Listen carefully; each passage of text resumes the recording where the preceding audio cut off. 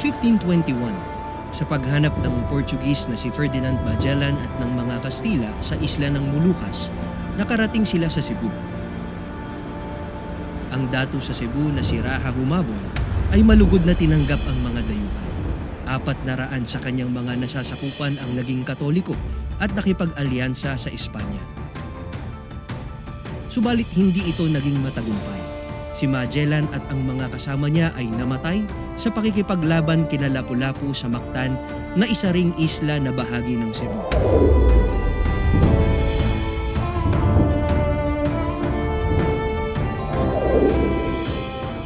Pagkalipas ng 40 taon, noong 1565, ay matagumpay na nasakop ni Miguel Lopez de Legazpi ang Cebu. Sa Cebu na itatag ang unang kolonya ng Kastila sa dakong ito.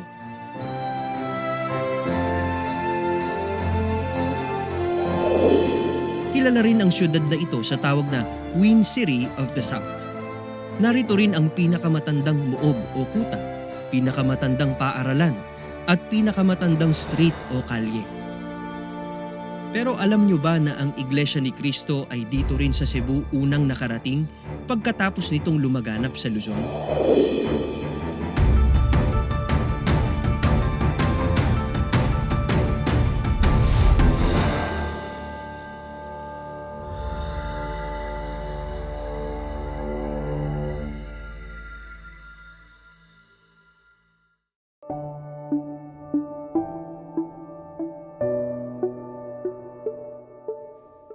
Cebu. Nagsimula sa salitang Cebuano na Cebu o Cibo na nangangahulugang dako ng kalakalan o trade. Pero alam nyo ba na ang Iglesia ni Cristo ay sa Cebu unang nakarating pagkatapos nitong lumaganap sa Luzon? Samahan ninyo kami ngayon at ating tuklasin ang pagtawid ng Iglesia ni Cristo sa dako ng Kabisayaan. Ako po si kapatid na Jem Ira Boragay. At ako naman po si kapatid na Norby Moscosa at ito po ang Iglesia ni Cristo Chronicles.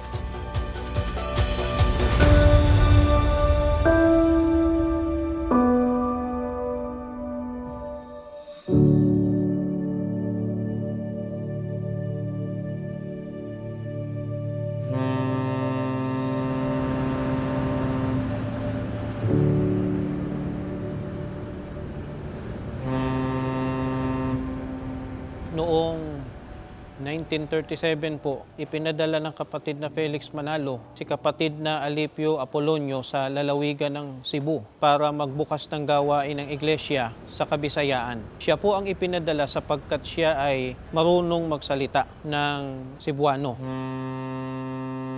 Hindi naging madali ang naging pagsisimula niya ng gawain. Sapagkat ang Cebu ay talagang kinalaganapan ng dati nating paniniwala.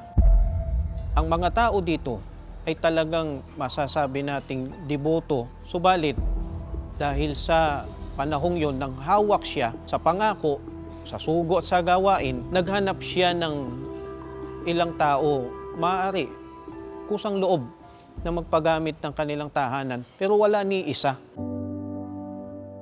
Pero hindi siya pinanghinaan ng loob. Kahit doon sa bakanting lote, sa kalye ng Junquera sa Cebu City, itinaguyod niya yung pangangaral.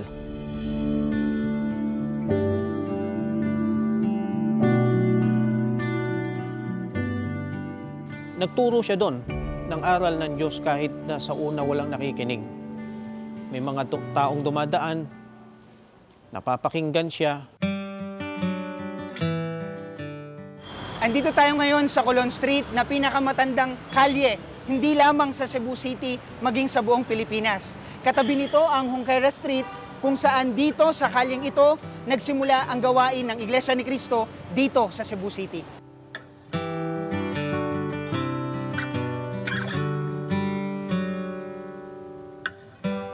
Dito sa Junquera Street, Cebu City, sa kinatatayuan ng gusaling ito, na dati ay bakanting lote, unang ipinangaral ang mga salita ng ating Panginoong Diyos sa pagkasangkapan kay kapatid na Alipio Apolonio noong April 1937.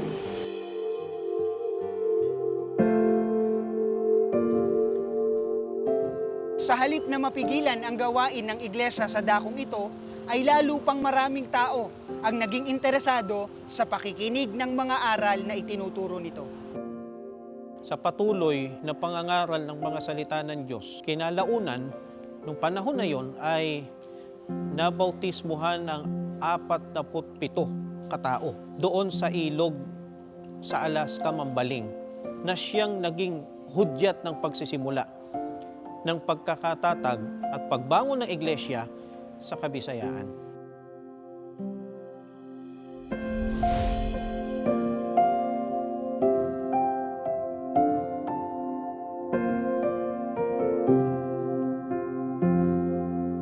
Dito sa ilog ng Alaska, Mambaling, isinagawa ang unang pagbabautismo sa Kabisayaan. Ang 47 na nabautismuhan dito ang nakabilang sa lokal ng Orhelyo na siyang unang lokal ng Iglesia ni Cristo sa Kabisayaan. Napaka-historical ng larawang ito sapagkat ito ay kinunan noong 1946 na isa sa unang pagbabautismo dito sa Cebu.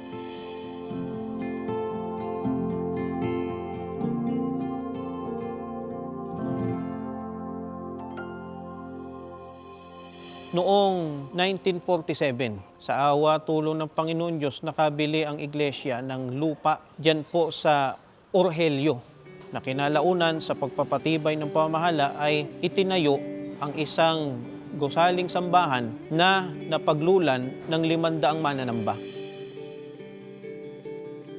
Dito mismo sa dakong ito, sa Orhelyo Street, itinayo ang kauna-unahang gusaling sambahan dito sa Cebu City, na ngayon ay kinatatayuan ng School for Ministers Cebu City Extension.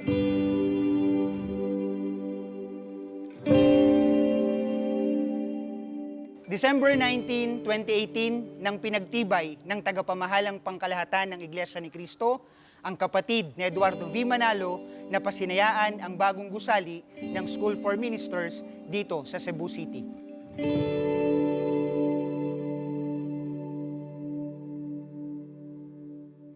Para ma-preserve ang kasaysayan, ang isa po sa ating mga sinangguni ay isang magiting na ministro na kung saan nakasama pa niya ang kapatid na Apolonio ng 3 taon halos.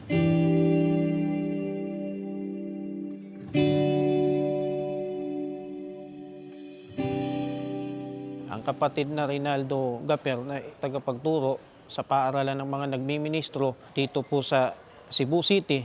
Ang ating tatalakayin ngayon, mga kapatid.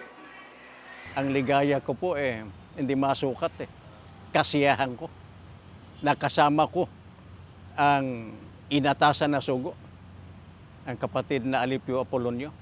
Maraming mga pag-uusig, matindi talaga ang nangyari. Ang sugo ay nagpunta dito noong 1955. Pinangasiwaan ang tanging pagsamba sa Asnar Coliseum. Lumaki ng lumaki ang Orhelyo hanggang sa nagkaroon ng malaking gusaling sambahan. Inihandog noong 1968. Ang kapatid na Eranio G. Manalo na ang naghandog nito.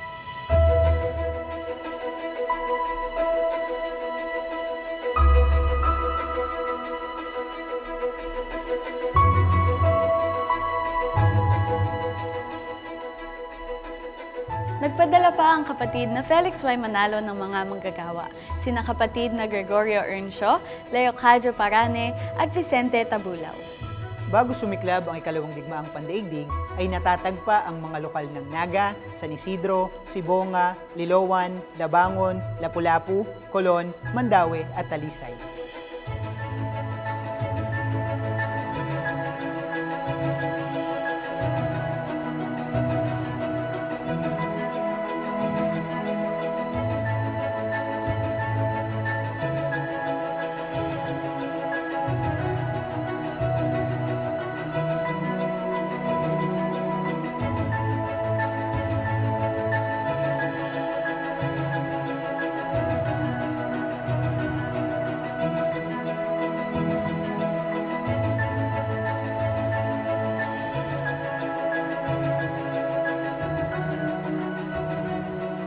Marami pang kongregasyon o lokal ang natatag sa iba't ibang lugar sa lalawigang ito.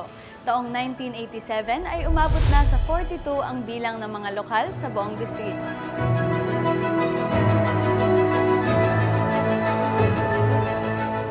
Ang Cebu rin ang nagsilbing tulay para makarating ang iglesia sa iba pang lalawigan sa Visayas. Nakarating ito sa Bohol, Negros, Samar, Leyte at sa iba't ibang dako ng Kabisayaan.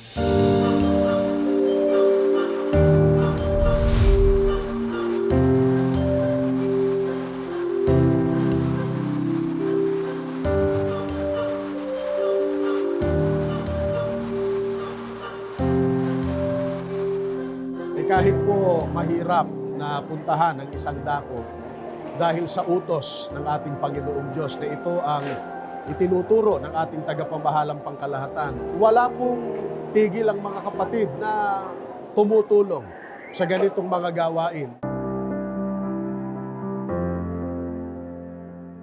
Ang kaligayahan sa buhay na ito, sa mundong ito, pansamantala lang.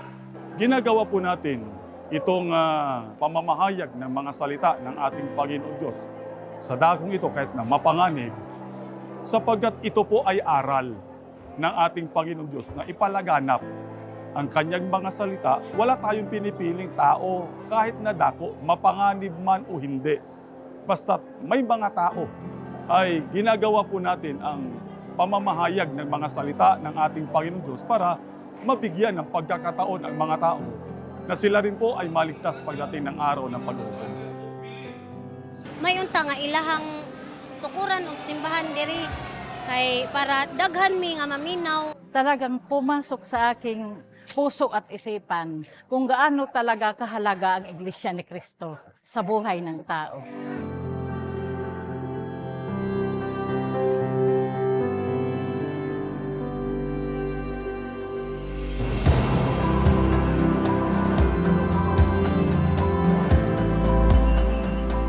Ang ating pong tagapamahalang pangkalahatan, ng kapatid na Eduardo Manalo, ay wala pong tigil sa pagtuturo ng mga kalooban ng ating Panginoong Diyos na isa po rito ang lalo nating paigtingin ang gawaing pagpapalaganap sapagkat marami pa pong taong nangangailangan ng kaligtasan, lalo na po ngayon na ang panahon ng katuparan ng ating katubusan ay malapit na.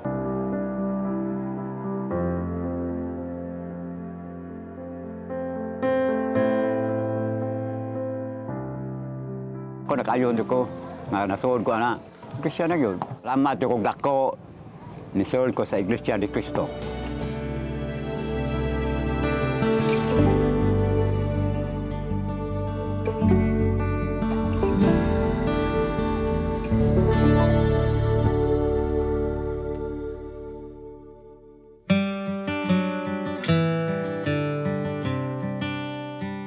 Ang dibisyon ng Cebu ay pinalitan ng pangalan at tinawag na Cebu I na naging Cebu South noong dekada 90. Dahil sa pagdami ng mga kaanib, ito ay nahati pa sa dalawang distrito, ang distrito ng Cebu City, Cebu at distrito ng Carcar City, Cebu.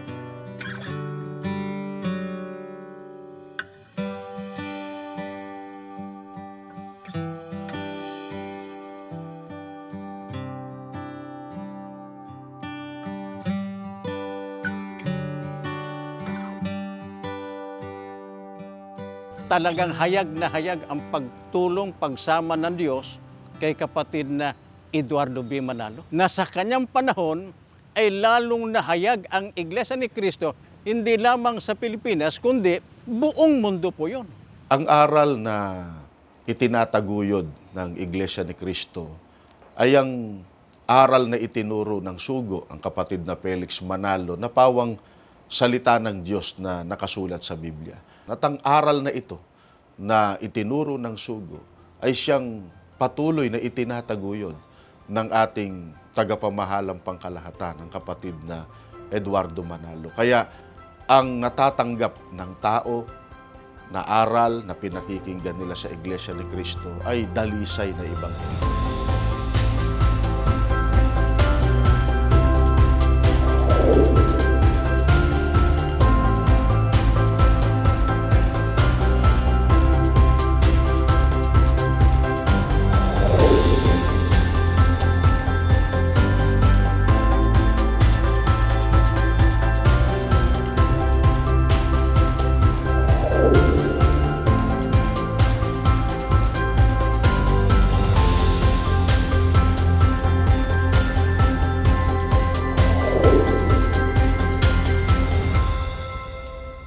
ang kasaysayan, lalo na sa panahong ito ay napakahalaga sapagkat kailangang malaman ng mga kabataan bilang inspirasyon ho sa kanila na kung paano nagsimula ang iglesia, nagdanas ng pag-uusig, ang ating aral na matututuhan yung naging paninindigan.